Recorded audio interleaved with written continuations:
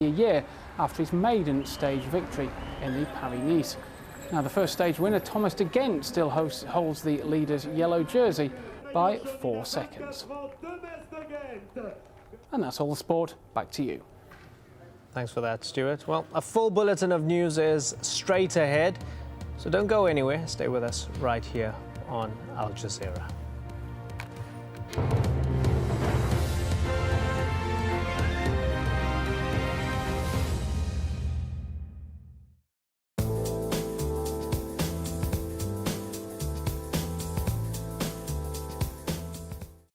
Hello, we've got more very wet weather making its way into southern parts of Australia, just squeezing that moisture out of the tropics, and it's sinking its way further south. Some parts here could see around 150 millimetres of rainfall over the next 24 to 48 hours. So that will bring with it the risk of flooding, and that flooding rain could well also ease its way into that western side of Victoria. There we go with the heavy rain through central parts. To the east of that, it's fine and dry, 27 Celsius for Sydney and for Brisbane, 32 degrees there for Perth. Again, it stays fine and dry. Now we move on into the middle part of the week, and that wet weather, as you can see, diving its way down into Victoria by this stage. The high pressure, which has been keeping it dry here, is easing a little further eastwards across New Zealand. So the weather for New Zealand, at least, should start to cheer up. It's still quite breezy as we go on through much of Tuesday. A keen southwesterly wind coming in. So temperatures at around 16 Celsius, pushing up towards 19 degrees. But there you go. Winds falling lighter. A lovely day to come as we go on through Wednesday. Further north, there's quite a rash of showers through Vanuatu, through Papua New Guinea, Indonesia, seeing the heaviest of the showers through Southeast Asia. Crop of showers there a little further northwards into Malaysia, but for many it will be fine and dry, but turning wetter for Thailand.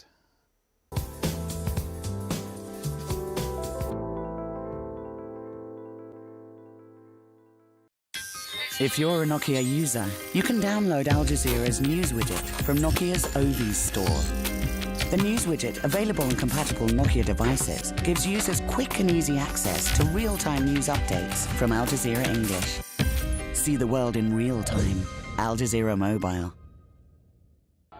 What Gaddafi has done, he dismantled or destroyed the system in the country. As chaos and violence sweep across Libya, they're living through fear, they're living through a nightmare. They're using ammunition, live ammunition.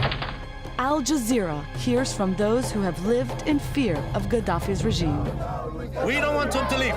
We want to arrest him. 42 years is too much. Libya, a state of terror. At this time on Al Jazeera.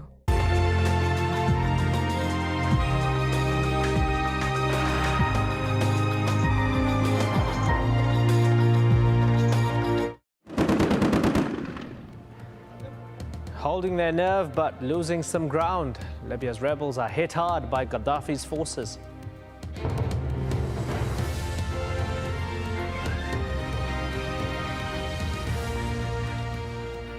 Hello and welcome to Al Jazeera live from Doha. I'm Imran Garta. We'll have a report from one of Libya's key battlegrounds in a moment, plus watching over Libya 24 hours a day as NATO steps up surveillance. We'll look at military options.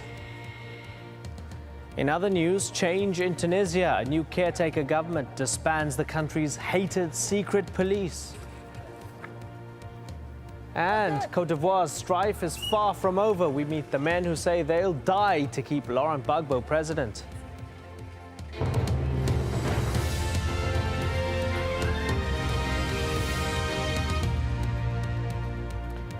Tonight in Libya, it looks like the rebels trying to topple Colonel Gaddafi are in trouble. As they move closer to the Libyan leader's strongholds, they've been hit hard. In the west, close to the capital Tripoli, they've lost control of Zawiya. After intense fighting, they still hold Misrata, their only significant foothold in the west. It's a key town halfway to Sirte, which is Gaddafi's birthplace, where he has a lot of support. Our sources tell us Gaddafi's been sending reinforcements there. Further east, rebel positions have been pounded in Ras Lanuf and the nearby town of Bin Jawad. Tony Bertley is there for us.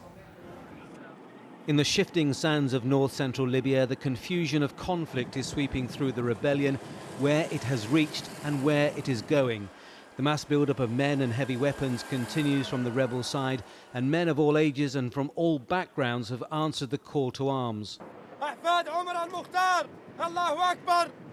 new front line is near here in the small town of Bin Jawad, where the momentum of the rebel advance has been halted by Gaddafi's forces.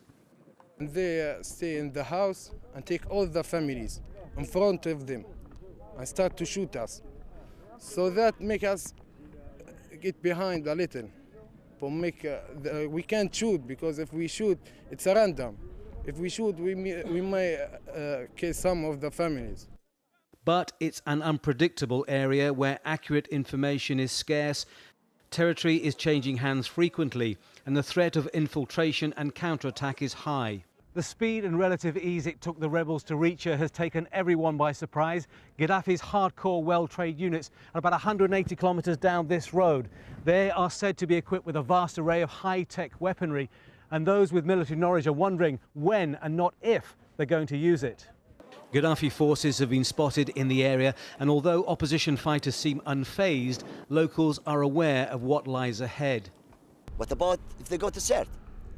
And Sirte people, 100% they are waiting for these people. Really, I didn't know, maybe people without, they cut the half of them. The nearby town of Ras Lanuf has changed hands several times. It's now held by the rebels. According to locals, Gaddafi's men simply withdrew. Now most here are leaving, fearful of what is going to happen. We are stuck in the middle between both sides and don't know where the bombs are coming from. What started as a civil uprising is developing into an armed struggle, but not yet a civil war that many fear.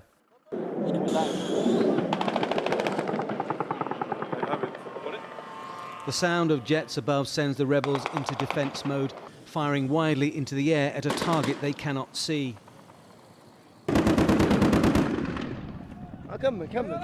There's a military plan. We're afraid of him. Let him, we come here to die. But only 2 bombs that we know of were dropped, and both missed the large concentrations of fighters and hit the desert, and no one was hurt. Some are wondering whether the pilots are deliberately missing in sympathy with the rebellion. It's one of the many puzzling aspects to this conflict. Fighters, though, say Bin Jawad is only a temporary hold-up. They are preparing to take the fight onwards through Sirte, then Misrata, and then finally Tripoli. No one here, however, predicts what tomorrow may bring. Tony Bertley, AlJazeera, near Bin Jawad, north-central Libya.